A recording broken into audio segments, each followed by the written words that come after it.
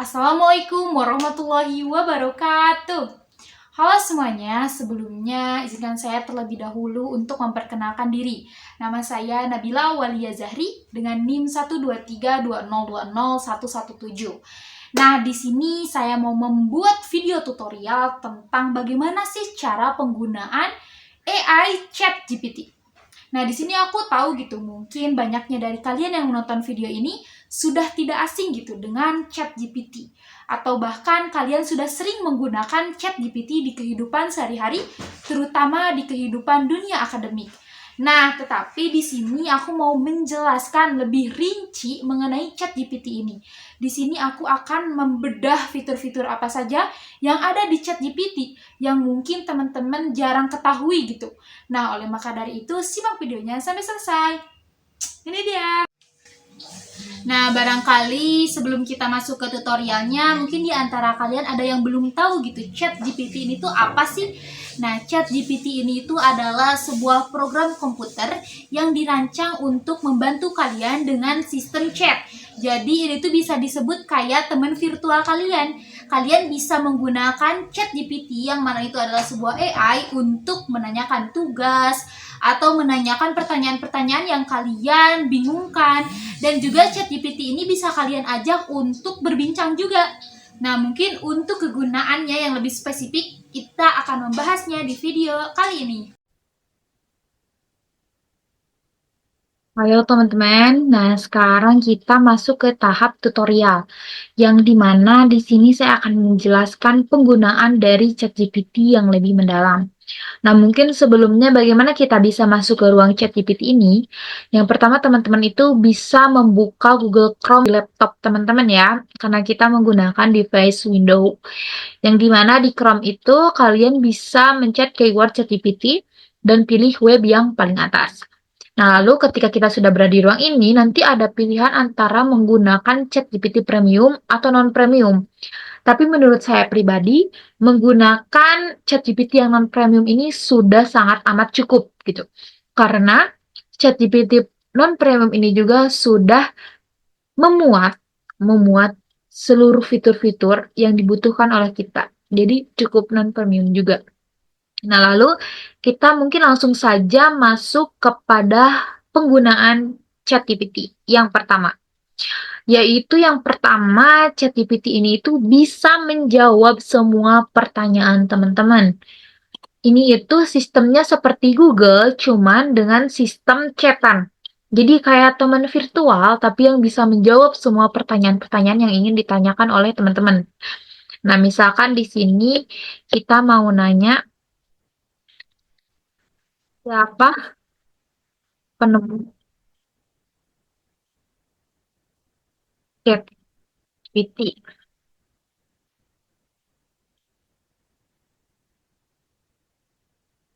Nah, langsung dijelaskan kan kalau ChatGPT ini itu dikembangkan oleh OpenAI, sebuah perusahaan riset kecerdasan yang dimana ini bisa teman-teman baca gitu lebih rinci mengenai jawaban-jawaban dari AI ini.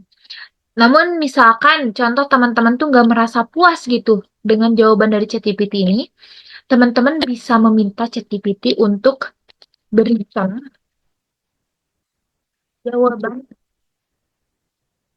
yang lebih rinci. Nah, teman-teman bisa meminta ChatGPT untuk menjawab lebih rinci gitu. Karena ya, teman-teman, penggunaan ChatGPT ini itu menitik beratkan atau terfokuskan kepada keyword kalian.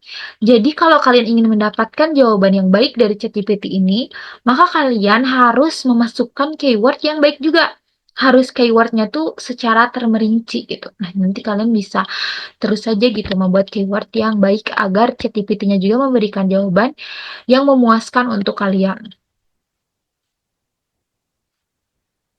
Nah, bisa teman-teman baca ya, ini sangat rinci sekali. Nah, bahkan tokoh kunci dalam chat GPT-nya aja dikasih tahu. Tadi enggak kan yang di yang pertama, cuman karena kita meminta dijelaskan lebih rinci, makanya dikasih tahu ada Sam Altman, Gray Brockman, tim OpenAI. Nah, terus kita langsung masuk kepada kegunaan chat GPT yang kedua, yaitu meminta saran. Nah, misalkan teman-teman itu lagi diet, terus teman-teman mau minta saran kepada ChatGPT, ini bisa berikan rekomendasi menu makanan diet. Nah, ini ada saran-sarannya ya, bahkan diberikan saran dari sarapan yang pertama, smoothin bowls, oatmeal rendah kalori, dari sarapan itu dikasih rekomendasi, sampai makan siang, mungkin sampai makan malam juga dijelaskan. Nah, jadi ChatGPT ini bisa kalian gunakan untuk meminta saran gitu. Saran apapun, kalian bisa menggunakan ChatGPT ini. Nah, cemilan sehat dikasih tahu juga. Bahkan makanan malam juga dikasih tahu. Sup ayam sayur, tumis udang dengan quinoa, minum. Nah, minumnya juga dikasih rekomendasi. Bahkan tips diet yang sehatnya aja dikasih tahu. Nah, ya, begitu. Nah, langsung sekarang kepada kegunaan ChatGPT yang selanjutnya, yaitu melakukan perbandingan. Nah, misalkan di sini teman-teman itu mau melakukan perbandingan antara iPhone dan Samsung. Teman-teman itu mau beli iPhone dan Samsung, tapi teman-teman itu bingung gitu. Ini tuh mending bagusan yang mana ya? Nah, kalian bisa meminta ChatGPT AI ini untuk melakukan perbandingan dari kedua produk itu. Nah, kalian bisa bertanya manakah yang lebih baik antara iPhone dan Samsung. Ini bisa meminta perbandingan ya.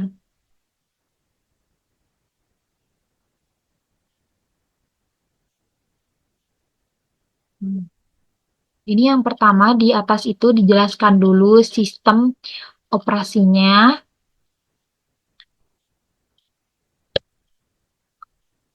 Nah, bahkan desain dan kualitas materialnya juga dijelaskan. Kualitas kameranya juga dijelaskan, bahkan sangat termerinci ya, sampai kualitas kameranya saja dijelaskan. Performanya, nah, terus kekuatan daya baterainya juga dijelaskan.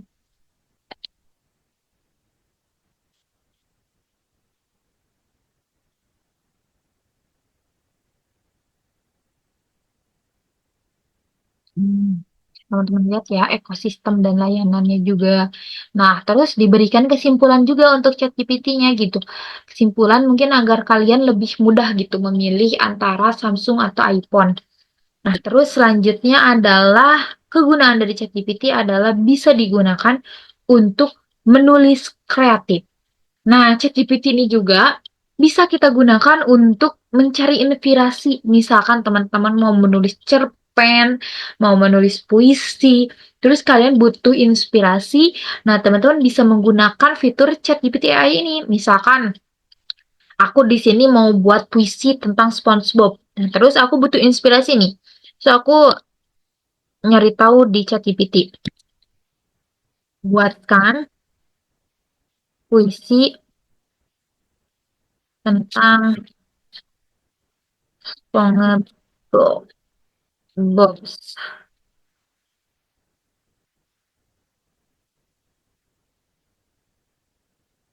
Nah, ini langsung dijelaskan ya.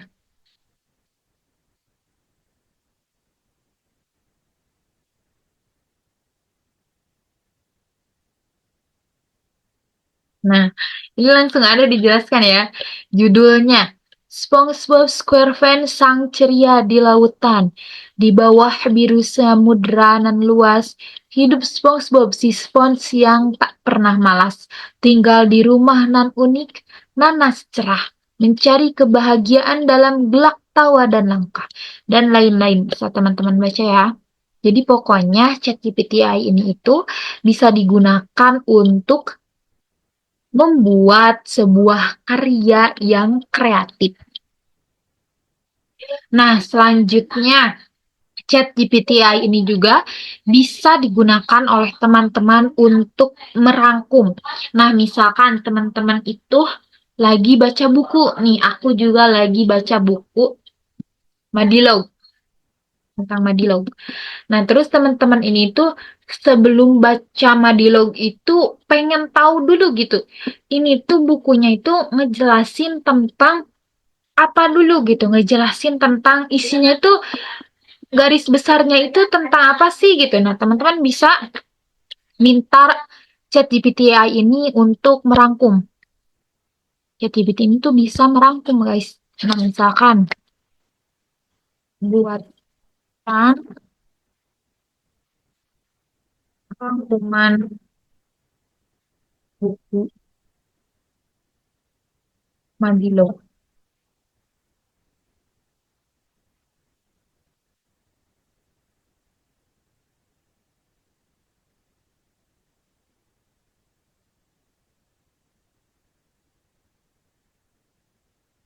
Nah, ini langsung muncul, guys, rangkuman buku Madilog.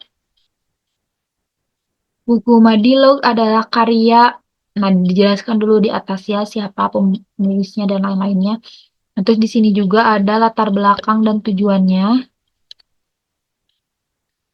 sampai kepada isi dan struktur bukunya juga dijelaskan, dari dialektikal materialismenya sebagai alat analisis. Nah, relevasi dengan perjuangan bangsanya juga dijelaskan. Nah, terus ada kesimpulan dan relevasinya. Jadi, ChatGPT ini juga bisa teman-teman gunakan untuk merangkum ya. Nah, ini bahkan pesan-pesannya juga dijelaskan.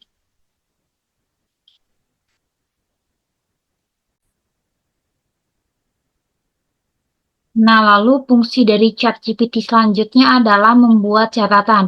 Nah, misalkan teman-teman itu suka membuat catatan atau list-list ketika sedang berkegiatan secara manual di note atau di buku. Nah, kalian bisa meminta bantuan ChatGPT untuk membuat catatan itu. Nah, misalkan kita lagi liburan di Korea. Nah, terus kita minta ChatGPT untuk membuatkan catatan, buatkan catatan rekomendasi tempat dari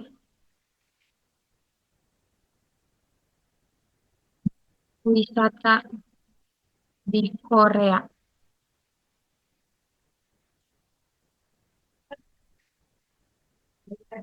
Nah, ini sudah adanya langsung kayak yang pertama rekomendasinya itu adalah Seoul, ibu kota modern dan bersejarah, Istana Gyeongbokgung, Bokgung Hanok Village.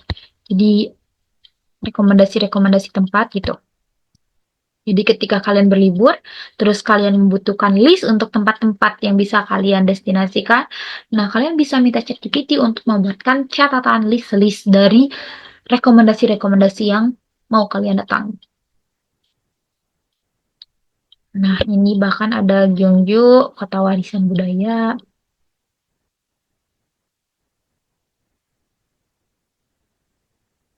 dan lain-lain. Nah, lalu selanjutnya, ketika kalian misalkan kegunaan dari ChatGPT yang selanjutnya adalah bisa digunakan untuk membandingkan kelebihan dan kekurangan. Misalkan kalian mau membeli laptop baru gitu. Nah, laptop barunya itu kalian bingung gitu karena takut misalkan nggak cocok atau ketipu. Nah, kalian bisa meminta rekomendasi, berikan kelebihan dan kekurangan dari laptop Asus misalkan. Jadi kalian bisa membandingkan kelebihan dan kekurangan juga di ChatGPT. Nah, bisa kalian baca ya, di sini ada kelebihan dari laptop Asus. Varian Asus produk yang beragam. Asus menawarkan beberapa seri laptop untuk kebutuhan berbeda. Nah, desain inovatifnya, performa tingginya, daya tahannya yang baik, bahkan harga kompetitifnya juga dijelaskan di ChatGPT ini. Nah, fitur teknologi tingginya juga dijelaskan. Nah, ini baru masuk ke kekurangannya, yang dimana kualitas rakitannya tidak merata, harga OLED-nya. Lalu ini kesimpulannya, laptop Asus cocok untuk Anda jika Anda membutuhkan laptop dengan harga kompetitif dan spesifikasi tinggi. Anda memiliki atau menginginkan beragam pilihan dari laptop gaming hingga ultrabook premium dan lain-lain. Jadi pokoknya ChatGPT ini bisa kalian gunakan untuk membandingkan kelebihan dan kekurangan. Nah, lalu selanjutnya kegunaan ChatGPT ini adalah kalian bisa mencari data atau hasil dari penelitian. Nah, misalkan teman-teman di sini itu lagi mau meneliti atau lagi ditugasin buat membuat makalah, terus teman-teman itu membutuhkan data atau penelitian yang spesifik. Nah, misalkan tentang apakah buah itu. Nah, misalkan kita di sini mau bertanya tentang berikan riset mengenai obat kesehatan jantung. Jadi teman-teman mau menanyakan tentang ini gitu, membutuhkan riset atau data dan hasilnya. Nah, ini jelas kan teman-teman. Nah, bisa teman-teman baca di sini. Ini dijelaskan secara semerinci, secara rinci dijelaskan ya.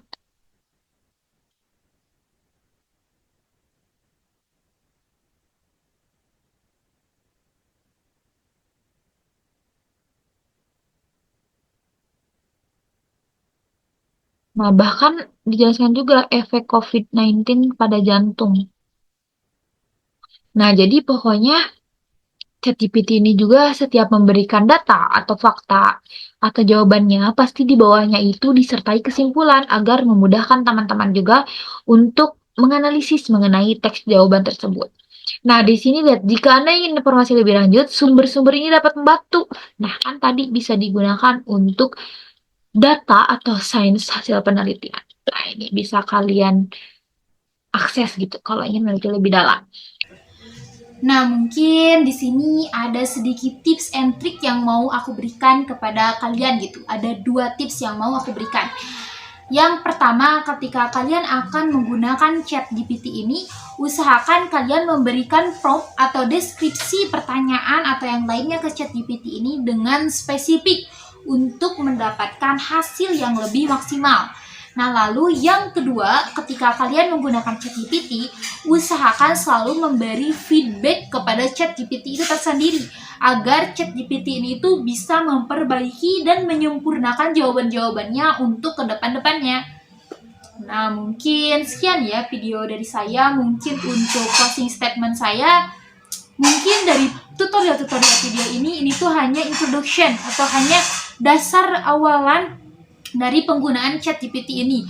Untuk penggunaannya yang lebih dalam dan menyeluruh, mungkin kalian bisa mencari-cari tahunya lagi sendiri dengan terus menggunakan ChatGPT, dengan mencari fitur-fitur yang mungkin masih tersembunyi.